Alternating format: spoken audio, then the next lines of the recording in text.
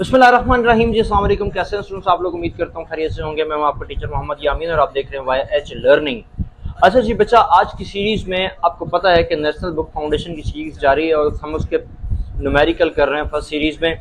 तो आज chapter number 2 के न्यूमेरिकल्स करने जा रहे हैं। चैप्टर नंबर 2 के न्यूमेरिकल्स हमारे पास 4 टोटल न्यूमेरिकल्स हैं और चारों के चारों हम इसी वीडियो में कंप्लीट करेंगे। तो चलते हैं चैप्टर नंबर 2 की तरफ। और उससे पहले मैं आपको एक चीज़ बता दूं कि जनाब, अगर आपको कोई वीडियो में कोई चीज़ ना समझ में आया करे, ना पता लगे, तो आप ज़रूर कमेंट कर दिया करें। मेरा मतलब आपको समझाना होता है, जान छुड़ाना नहीं होता। तो आप पहले कमेंट किया करें कि नहीं ये चीज़ समझ में आई, दैन फिर उसके बाद हम दोबारा भी अगर वो वीडियो बनानी पड़ गई तो मैं दोबारा बना के आपको दूंगा। ओके जी, डन हो गया। चलें जी, चलते हैं चैप्टर नंबर न्यूमेरिकल नंबर 1 पे। सर आ जाते हैं न्यूमेरिकल नंबर 1 पे। ओके जी, न्यूमेरिकल नंबर 1। यार ये तो मुश्किल लग रहा है मुझे, है ना, लेकिन मुश्किल नहीं है। ठीक है, लग रहा है लेकिन मुश्किल नहीं है। ठीक है जी, कहता है कि if the magnitude of the cross product between two vectors is radical 3 times the dot product, find the angle between them. अब यहाँ पे दो बातें कर रहा है। किसका मैग्नीट्यूड कह रहा है? क्रॉस प्रोडक्ट का मैग्नीट्यूड। बेटा ये आपके पास प्रोडक्ट ऑफ वेक्टर्स में से आया है और क्रॉस प्रोडक्ट और डॉट प्रोडक्ट अगर आपने पढ़ा है तो ये बात याद रखना कि आपको समझ में आएगा। और अगर आपने क्रॉस प्रोडक्ट और डॉट प्रोडक्ट नहीं पढ़ा तो फिर ये भी बात याद रखना कि ये जो न्यूमेरिकल आपको समझ में नहीं आएगा। कहता है कि क्रॉस प्रोडक्ट का जो आपके पास मैग्नीट्यूड है वो कितना है? Radical 3 times of dot product, यानी डॉट प्रोडक्ट के रेडिकल 3 टाइम है किसका प्रोडक्ट? क्रॉस प्रोडक्ट का। तो मैं पहले इसको लिखता हूं फिर आपको समझाता हूं कि ये कह क्या रहा है। ओके जी सर, ये देखें ए क्रॉस बी का जो मैग्नीट्यूड है वो कितना है? Radical 3 time of the dot product के। डॉट प्रोडक्ट के मैग्नीट्यूड के रेडिकल 3 टाइम है किसका प्रोडक्ट? क्रॉस प्रोडक्ट का। ठीक हो गया। तो अब आपने एंगल फाइंड करना है इन दोनों के दरमियान। ठीक हो गया जी, दोनों के दरमियान एंगल फाइंड करना है, यानी कि आपके पास ए और बी के दरमियान कोई एंगल होगा वो हमने फाइंड करना है। तो ठीक है जनाब, तो ये आपके पास आ गया कि आपको एंगल फाइंड करना है। चलते हैं सॉल्यूशन की तरफ। सॉल्यूशन पे आते हैं तो हमें पहले से पता है एक प्रोडक्ट हमारे पास पता है बेटा, ए क्रॉस बी जो है बराबर होती है ए बी साइन थीटा के। ये हम पहले पढ़ चुके हैं कि A cross B is equal to A B sine theta. ये आपने क्रॉस प्रोडक्ट में पढ़ा था कि जब हम हम क्रॉस को हटाते हैं तो ये आपके पास जो है वो क्या कहलाता है? साइन थीटा आएगा। और जब आपके पास डॉट आएगा तो आपके पास क्या आ जाएगा? कॉस थीटा आएगा। बेटा ये वाली वैल्यू अब याद कराने की जरूरत नहीं है। ठीक है, क्रॉस प्रोडक्ट को यानी ए क्रॉस बी को मैं यहाँ पे लिख देता हूँ। ये जो आपके पास ए क्रॉस बी है इसको बेटा वेक्टर प्रोडक्ट भी कहा जाता है, ये आपने कहीं पढ़ा होगा अपनी बुक में।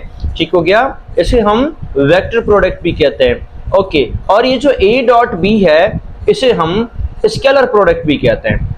ठीक है, डॉट प्रोडक्ट भी कहते हैं और स्केलर प्रोडक्ट भी कहते हैं। तो चलो आगे बढ़ते हैं। अब आपके पास दोनों मैंने फॉर्मूला लिख लिए, ए क्रॉस बी भी लिख लिया, ए बी साइन थीटा, और ए डॉट बी भी लिख दिया, ए बी कॉस थीटा। और इस इक्वेशन नंबर 1 को इक्वेशन नंबर 1 को 1 कर दिया, 1 को 2 कर दिया।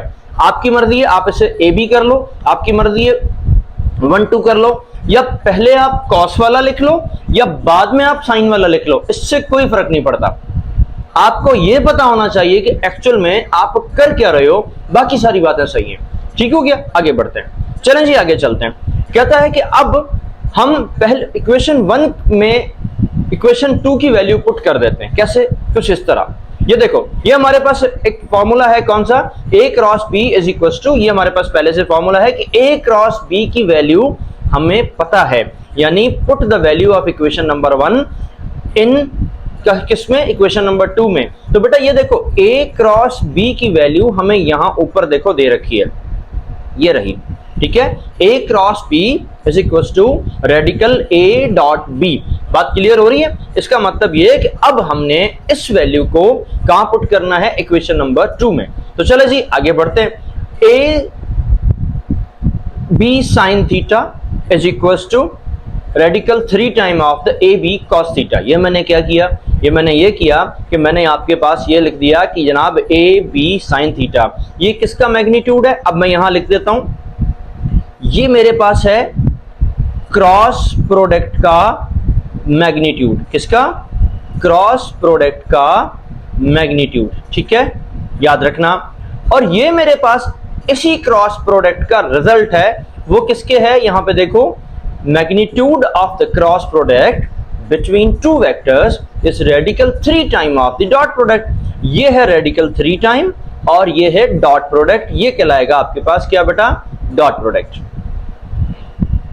ठीक है। ये वाली बात आपको समझ में आ गई होगी। अब हमने करना क्या, आगे बढ़ते हैं। आगे बढ़ते हैं तो हमने क्या किया कि यहां पे देखो, मैं आपको कुछ काटापिटी करके दिखा देता हूं ताकि आपको कुछ वैल्यू को समझ में आ जाएगी।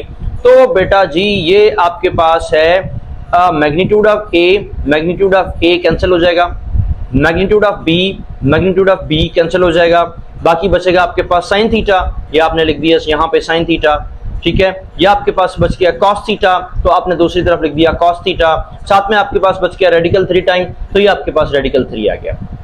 अब आप एक काम करेंगे कि कॉस को उठाएंगे और कॉस को उठा के इस तरफ ले जाएंगे, तो ये आपके पास हो जाएगा sine upon cos is equal to radical 3। Okay हो गया। आगे बढ़ते हैं। साइन अपॉन कॉस बेटा हम कहीं पढ़कर आए थे, जब बचपन वाली मैथमेटिक्स होती थी तो उसमें हम ये पढ़कर आए थे कि साइन अपॉन कॉस जो है वो किसके बराबर होता है, टेंजेंट थीटा के, ठीक हो गया। तो इसका मतलब ये हुआ कि अब हमने टेंजेंट थीटा फाइंड करना है, ठीक है। Tangent theta is equal to radical 3। तो ऐसा करते हैं कि हम थीटा को यहां छोड़ते हैं और टेंजेंट को उस तरफ ले जाते हैं, ठीक है। तो ये हो जाएगा theta is equal to, tangent जब उस तरफ जाएगा तो ये टेंजेंट इनवर्स हो जाएगा और रेडिकल 3 टाइम। डन हो गया जी। कैलकुलेटर उठाएं, मैं यहां लिख देता हूं, कैलकुलेटर उठाएं, शिफ्ट प्रेस करें, फिर आप टेंजेंट प्रेस करें तो आपकी स्क्रीन पे खुद ही इस तरह लिखोगे आ जाएगा। उसके बाद आप रेडिकल लिखें और उसके बाद रेडिकल 3 की वैल्यू लिखें, डायरेक्ट कर सकते हो, ब्रैकेट लगाएं, रेडिकल लिखें, उसकी वैल्यू लिखें, जिस तरह मैंने ये लिखा है ना इसी तरह आप कर सकते हो, ठीक है। जरूरी नहीं है कि पहले आप रेडिकल 3 फाइंड करो फिर उसके बाद, नहीं, आप शिफ्ट प्रेस करें, फिर टेंजेंट लिखें, ब्रैकेट लगाएं, रेडिकल लगाएं और उसके बाद 3 लिखें, फिर ब्रैकेट लगाएं और इजिकल टू प्रेस करें, आपके पास जो वैल्यू आएगी वो क्या आएगी, theta is equal to 60 degree. Question number 1 आपका कंप्लीट। इसमें कोई प्रॉब्लम हो, कोई बात हो तो आपने ज़रूर पूछनी है, समझ में आ रही है तो बताइएगा, नहीं समझ में आ रही तो भी बताइएगा। मैं एक दफ़ा चेक कर लूँ कि बाकी में स्क्रीन आ रही है कि नहीं आ रही, ताकि ऐसा ना हो कि ओके जी। क्वेश्चन नंबर 2 पे आ जाते हैं हम। क्वेश्चन नंबर 2 हमारे पास क्या कहता है, a force is acting on a body. एक बॉडी है कोई, उसके ऊपर फोर्स एक्ट कर रही है, किस एंगल के साथ, 30 डिग्री के साथ। मैं आपको यहाँ पे एग्जांपल बना के दे देता हूँ। यहाँ पे देख लो कि आपके पास मानो एक बॉडी है, ठीक है, और ये कोई बॉडी है और ये हॉरिजॉन्टल कंपोनेंट है, ठीक। और ये जो है फोर्स हमारी ये क्या कर रही है, एंड कितनी फोर्स लगा रही है, कोई फोर्स लगा रही है, पता नहीं कितनी फोर्स है, हमें नहीं पता, लेकिन उसका एंगल कितना है, 30 डिग्री, ठीक है। क्या एंगल है, 30 डिग्री एक्स कंपोनेंट के साथ। The horizontal component of the force is 20 Newton, find the force. अब देखो आपने रेजोल्यूशन ऑफ वेक्टर में पढ़ा होगा, एक हॉरिजॉन्टल कंपोनेंट कहलाता है, जिसे हम यहाँ पे इस साइड पे स्क्रीन पर आ जाओ, मैं आपको बता देता हूँ, बल्कि यहीं पे दिखा देता हूँ कि आपके पास एक होता है हॉरिजॉन्टल कंपोनेंट और एक होता है बेटा वर्टिकल कंपोनेंट, सही है।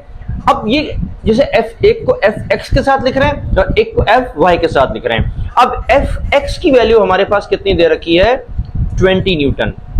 fy का जिक्र नहीं है तो इसे काट देते हैं, राइट, जब मांगा ही नहीं तो हम क्यों लिखें। उसके बाद हमसे कहता है कि आप हमें f बताएं, ठीक है। तो चलो डेटा लिख लेते हैं। हमारे पास डेटा में सबसे पहले आ गया एंगल कितना था, 30 डिग्री का। हमारे पास fx आ गया कितना, 20 न्यूटन, जो कि मैंने आपको यहाँ फिगर में भी समझा दिया। हमारे पास रिक्वायर क्या है, f रिक्वायर है। बेटा आपके पास एक फॉर्मूला है, अगर मैं आपको याद कराऊं तो आपके पास एक फॉर्मूला क्या है कि हॉरिजॉन्टल कंपोनेंट का जो फॉर्मूला है fx is equal to f cos theta. एक आपने ऐसा भी पढ़ा होगा कि fx is equal to f cos theta, और आपने ये भी पढ़ा होगा कि fy is equal to f sin theta. ये वाली बात पढ़ी। तो साइन थीटा वाली वैल्यू तो हमने इस्तेमाल नहीं करनी ना, तो इसलिए हम क्या करते हैं, fx वाली वैल्यू इस्तेमाल करते हैं। ये आ गई बेटा। अब आपके पास यहाँ स्क्रीन पे नजर आ रहा है fx की वैल्यू गिवन है, थीटा की वैल्यू गिवन है, और आपको f फाइंड करना है, तो आसानी से हो जाएगा। चलो करते हैं फाइन। ये देखो जी, मैंने एफ एक्स की जगह एफ एक्स की वैल्यू रख दी, थीटा की जगह थीटा की वैल्यू रख दी। अब कॉस थीटा किसके बराबर होता है, ये आ जाएगा। देखो कॉस थीटा, कैलकुलेटर प्रेस करें, राइट, और कॉस लिखें, थीटा 30 लिखें, आपके पास जो वैल्यू आएगी वो कितनी आएगी, 0.866। ये यहां मल्टीप्लाई हो रहा है, इसे उठाओ, कान से पकड़ो, यहां ले जाओ, तो ये आपके पास हो जाएगा 20 डिवाइडेड बाय 0.866। तो टोटल फोर्स जो आपके पास बनेगी वो कितनी बन जाएगी, F is equal to 23.09 newton. लगाना नहीं भूलना, मैंने भी नहीं लगाया, गलती कर दी मैंने, बट आप लगाना नहीं भूलना, ये बात आपको याद रखनी पड़ेगी। ठीक हो गया जी, न्यूमेरिकल नंबर 2 हमारा कंप्लीट हो गया। कोई प्रॉब्लम है तो पूछ लें, कोई बात है तो पूछ लें, नहीं बात तो कोई नहीं, खैर चलेगा, आगे बढ़ते हैं। अच्छा जी, इसे हमने राउंड ऑफ कर दिया, राउंड ऑफ करके 23.1 बन गया। ओके, आगे बढ़ो सर। अगला question, vector having the magnitude of 5.5 Newton. चलें जी, एक वेक्टर है, पता नहीं क्या वेक्टर है, लेकिन वेक्टर लिखा हुआ है कि एक वेक्टर है, उसका जो मैग्नीट्यूड है वो है 5.5 न्यूटन। ठीक, एक वो एंगल बना रहा है, कितना, 10 डिग्री का, किसके साथ, एक्स एक्सिस के साथ। एक वेक्टर है आर, ठीक है, वो उसका मैग्नीट्यूड है 4.3 मीटर, वो एंगल बना रहा है कितना, 80 डिग्री का, किसके साथ, एक्स एक्सिस के साथ। Find the dot and cross product. बेटा एक काम करते हैं ना, पहले तो मैं आपको ये समझा दूं कि ये मान क्या रहा है, कहानी क्या है, इसका ड्रामा क्या है, ये समझ लेते हैं ना, फिर आपको समझ में आएगा। तो बेटा एक बात करते हैं, यहां पर मेरे पास आ गया, ठीक है, एक मिनट रुकिएगा, इसको मैं इरेज करके जरा ऐसे लिख देता हूं, तो ये मेरी राइटिंग माशाल्लाह टेढ़ी मेढ़ी होती है ना। तो यहां पे आपके पास आ गया वाई एक्सिस, ये आपके पास आ गया एक्स एक्सिस, ठीक है। अब ये एक्स एक्सिस बन गया, ये मेरा वाई एक्सिस बन गया। ओके, अब हम आगे चलते हैं, आगे चलते हैं तो कहता है कि एक वेक्टर है F, जिसका नाम नहीं लिखा हुआ, लेकिन 5.5 न्यूटन से पता लग रहा है कि ये किसकी बात कर रहा है, फोर्स की बात कर रहा है, ठीक है। इसका मतलब ये हुआ कि आपके पास ये एक वेक्टर है जिसके वैल्यू है कितनी, 5.5 न्यूटन, और जो कि एंगल कितना बना रहा है, 10 डिग्री का। वैसे इससे भी कम होता है, लेकिन ड्राइंग करने के लिए कुछ तो बढ़ाना था, लेकिन। और एक वेक्टर है जो कि यहां बना हुआ है, और वो एंगल बना रहा है टोटल 80 डिग्री का। सही हो गया, ये वेक्टर है R। अब कहता है कि आपने डॉट प्रोडक्ट फाइंड करनी है और क्रॉस प्रोडक्ट फाइंड करनी है। अब आ जाओ बेटा डेटा पे, डेटा में आते हैं तो सबसे पहले हमारे पास फोर्स का एंगल गिवन है, कितना, 10 डिग्री, यस हमने यहां लिख लिया।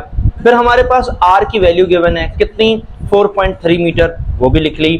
फिर हमारे पास R का एंगल भी गिवन है, कितना, 80 डिग्री, वो भी हमने यहां लिख लिया। लेकिन एक चीज हमने नहीं लिखी, वो क्या थी, फोर्स की वैल्यू, यानी फोर्स का मैग्नीट्यूड, वो मैं अभी लिख देता हूं, कोई बात नहीं। यानी F का वैल्यू कितना था, फोर्स वेक्टर कितना था बेटा, वो है जी 5.5 न्यूटन। ठीक हो गया, तो इसका मतलब ये हो गया कि सारा डेटा हमारे पास कंप्लीट हो गया। अब हमने चलना है डेटा की तरफ। तो सबसे पहले हमसे पूछा है कि डॉट प्रोडक्ट बताओ, और फिर हमसे पूछा है कि क्रॉस प्रोडक्ट बताओ। तो सबसे पहले एक काम करते हैं कि पहले डॉट प्रोडक्ट फाइंड कर लेते हैं, फिर हम क्रॉस प्रोडक्ट फाइंड कर लेते हैं। सर इन सबसे पहले एक्चुअल एंगल कितना है, या तो एंगल दो दिए हुए हैं, डॉट और क्रॉस प्रोडक्ट में तो एंगल एक होता है। तो अब आपने करना क्या है, अब आपने करना ये कि आपने R में से F के एंगल को माइनस करना है, ताकि ये पता लगे कि इन दोनों एंगल्स के दरमियान एंगल है कितना। ठीक है, इन दोनों के दरमियान हमारा एंगल है कितना। तो सबसे पहले हम क्या करते हैं, हम ये करते हैं कि ये जो एंगल्स है ना, ये मैं आपको दिखा देता हूं, एक मिनट मुझे कलर चेंज करने दे दें। राइट, ये जो दोनों एंगल्स है ना, ये वाले, इनके दरमियान ये जो टोटल एंगल है ना, ये वाला, ये कितना है। तो आप क्या करेंगे, R के एंगल में से F के एंगल को माइनस कर देंगे, तो ये आपके पास टोटल एंगल बनेगा 70 डिग्री का। इतनी बात क्लियर। अब अगले पॉइंट पे आ जाए। अब हमने फाइंड करना है magnitude of the dot product. Magnitude of the dot product find करने के लिए आपको क्या करना पड़ेगा, R dot F is equal to RF cos theta. यानी आपने कहीं पढ़ा होगा, मैंने वो लिखा है, आपको याद होगा कि A dot B is equals to A B cos theta. इसका मतलब दो वेक्टर्स का जो डॉट प्रोडक्ट है वो इस ऐसे होता है। यहाँ पर ए है आर और बी है एफ, तो ये बन जाएगा आर एफ कॉस थीटा। आगे बढ़ते हैं बेटा, आर की वैल्यू 4.3, एफ की वैल्यू 5.5 और कॉस जो एंगल बचा वो हमारे पास है 70। तो सबसे पहले आप क्या करेंगे कि यहाँ पर कॉस की वैल्यू फाइंड कर लेंगे। कॉस की वैल्यू कितनी आ रही है? 0.3420। कैलकुलेटर से फाइंड करनी है आपने, राइट। तीनों को मल्टीप्लाई कर देंगे तो जो आपके पास आंसर आएगा वो आएगा क्या? 8.088 न्यूटन मीटर। ठीक हो गया, यहां तक बात आपकी क्लियर हो गई, दिमाग में बात आ गई। अब आपने क्या करना है? Dot product, cross product find करनी है। ठीक है, यानी 8 न्यूटन मीटर। अब क्रॉस प्रोडक्ट में आएगा बेटा R cross F is equal to R F sine theta, right. Same आर की वैल्यू कितनी है? 4.3 और क्रॉस की वैल्यू कितनी है? 5.5। यहां पर आपके पास आ जाएगा साइन 70, राइट। तो ये बात आपने साइन 70 की वैल्यू बेटा फाइंड करनी है और फिर उसके बाद तीनों को मल्टीप्लाई कर देना है। सो जो वैल्यू हमारे पास बनेगी वो क्या बनेगी? 22.22 न्यूटन मीटर। तो बेटा आपका तीसरा न्यूमेरिकल कंप्लीट हो गया। इस चैप्टर के न्यूमेरिकल बहुत ही कम आसान है, मुश्किल नहीं है। तो मेरा ख्याल है कि इसमें सॉल्व करना प्रॉब्लम, कोई मसला हमारे पास नहीं होना चाहिए। आई थिंक सारी चीज़ें फटाफट क्लियर हो जानी चाहिए और वो हो भी रही हैं, राइट। अगर नहीं कोई मसला है तो मुझे बता देना, फिर मैं बोर्ड पे समझाना शुरू कर दूंगा वो देसी वाले तरीके से। तो जो आपका फैसला होगा फिर वो चलेंगे। मैं इतनी मेहनत मुझे नहीं करनी पड़ेगी कि मैं उसका लिखता हूँ, एनिमेशन बनाता हूँ, फिर समझाता हूँ, ये नहीं करना पड़ेगा, बस चला देंगे, right. Numerical number 4 in the last numerical of this chapter, okay. कहता है कि magnitude of the dot product, okay, and cross product of two vectors x 6 radical 3 and 6 respectively. कह रहा है कि मैग्नीट्यूड ऑफ डॉट प्रोडक्ट, यानी dot product का जो मैग्नीट्यूड है वो है 6 रेडिकल 3 और क्रॉस प्रोडक्ट का जो मैग्नीट्यूड है वो है 6। आपने दोनों वेक्टर्स के दरमियान एंगल फाइंड करना है, सही है। चलो डेटा बनाते हैं। ये देखो बेटा, a क्रॉस b का मैग्नीट्यूड है 6, ये जो ऊपर लिखा हुआ है जैसे जैसे वो मैं बता रहा हूं, ठीक। और a डॉट b का जो मैग्नीट्यूड है वो है 6 रेडिकल 3, यानी ये जो मैंने बिल्कुल साइन लगाया है ना, ये डॉट प्रोडक्ट है, ठीक है, ये डॉट है। और ये क्या है बेटा? Cross product. तो अब आपकी मर्जी, आप पहले डॉट लिखो या पहले क्रॉस लिखो, इससे फर्क नहीं पड़ता, चलेगा न्यूमेरिकल। आपको बस समझ में आना चाहिए कर क्या रहे हो।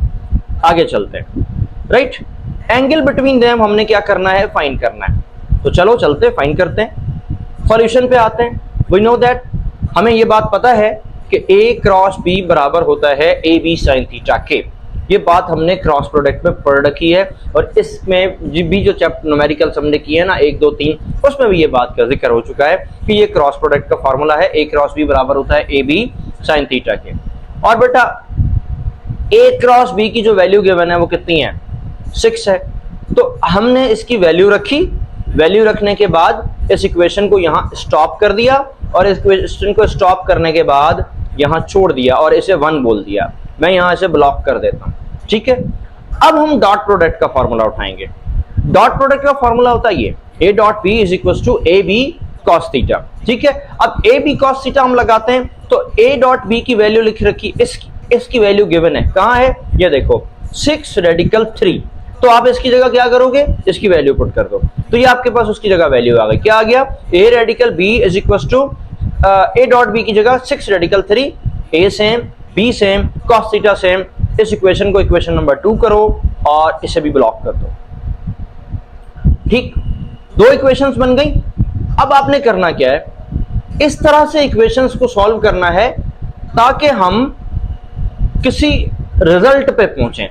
देखो बेटा, इसमें है साइन, इसमें है कॉस। साइन अपॉन कॉस जो है ना वो बराबर होता है टेंजेंट थीटा के, और अगर हम फाइंड टेंजेंट तक पहुंच गए तो एंगल फाइंड हो जाएगा, ठीक। तो इसका मतलब हमने इन इक्वेशंस को इस तरह से डिवाइड या मल्टीप्लाई करना है कि आंसर साइन अपॉन कॉस है। तो बेटा एक काम करता हूं, कि अगर मैं इक्वेशन 1 को इक्वेशन 2 से डिवाइड कर देता हूं तो फिर क्या साइन अपॉन कॉस ही आएगा? ठीक है, हाँ बिल्कुल ऐसा ही आएगा। ये देख लो, करके देख लो। डिवाइड करते हैं, ये देखो इक्वेशन नंबर 1 को इक्वेशन नंबर 2 के साथ। इक्वेशन नंबर 1 ये रही ए बी साइन थीटा, और इक्वेशन नंबर 2 ये रही। तो लेफ्ट साइड को लेफ्ट साइड से, राइट साइड को राइट साइड से डिवाइड कर दिया। ए कैंसिल, बी कैंसिल, 6 कैंसिल, बाकी जो बचेगा वो क्या बचेगा? 1 अपॉन रेडिकल 3। ये मैंने यहाँ गलत लिख दिया, ऐसा लिखना नहीं चाहिए था, अभी से कैंसिल कर देना चाहिए था, बट ये बाय मिस्टेक आ गया होगा, कोई बात नहीं। ठीक है, तो ये बन जाएगा ए, अब कैंसिल होके ये आ गया, राइट, और ये 1 अपॉन रेडिकल 3 टेंजेंट थीटा। बेटा इसमें मैं एक चीज और समझाना चाह रहा हूं। फॉर एग्जाम्पल ये इक्वेशन होती अगर 2, बाद में लिखते आप, और ये इक्वेशन होती अगर 3, तो पहले लिखते आप। तो इसका मतलब क्या होता? इसका मतलब ये होता कि आप 2 को 1 से डिवाइड कर देते, इससे कोई फर्क नहीं पड़ता। फर्क ये है कि आपको प्रॉब्लम ये है कि आपने साइन अपॉन कॉस लाना है। ठीक हो गया जी, ये आपके पास बात कंप्लीट हो गई। अब आपने एंगल को उस तरफ लेके जाना है, एंगल को उस तरफ लेके जाएंगे तो ये हो जाएगा tangent inverse is equal to 1 upon radical 3। अब आपने कैलकुलेटर उठाना है, और यहां पे मैं लिख देता हूं कि आपने कैलकुलेटर उठाना है, आपने शिफ्ट प्रेस करना है, फिर आपने टेंजेंट प्रेस करना है। ठीक है, टेंजेंट प्रेस करने के बाद आपने ये 1 अपॉन रेडिकल 3 की वैल्यू जो आंसर आएगा वो लिखना है, और आपके पास जो एंगल आएगा वो कितना आएगा? 30 डिग्री आएगा। तो जनाब न्यूमेरिकल नंबर 4 भी हमारा कंप्लीट हो गया।